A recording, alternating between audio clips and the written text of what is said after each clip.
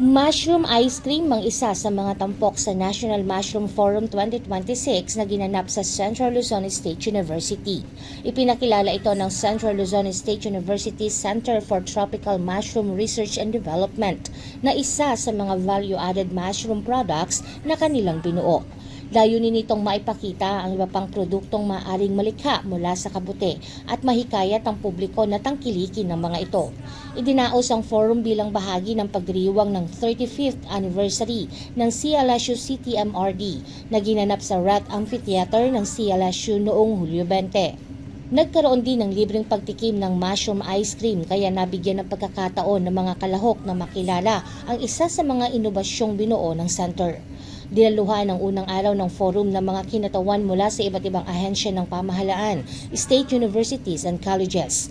Kabilang din ang pribadong institusyon, mushroom growers, mga mananaliksik at iba pang stakeholder mula sa iba't ibang bahagi ng bansa. Nagsilbi rin ang pagtitipon bilang plataporma para sa pagbabahagi ng makabagong kaalaman, teknolohiya at mga oportunidad sa industriya ng kabute. Tinalakay rin ang kasalukuyang kalagayan, mga hamon at mga oportunidad sa mushroom research at produksyon. Binigyang pansin din ang papel ng urban agriculture sa pagpapalawak ng mushroom cultivation. Kabilang sa mahalagang bahagi ng programa ang paglulunsad ng Mushroom Philippines Innovation Network at MyCollect, a compendium of tropical mushrooms of the Philippines.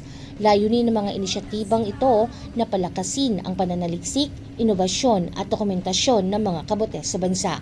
Sa pamamagitan ng National Mushroom Forum 2026, patuloy ang pagsusulong ng pananaliksik, inobasyon at pakikipagtulungan sa iba't ibang sektor upang higit pang mapaunlad ang industriya ng kabute sa Pilipinas. Jovelyn Astrero para sa Balitang Unang Sigaw.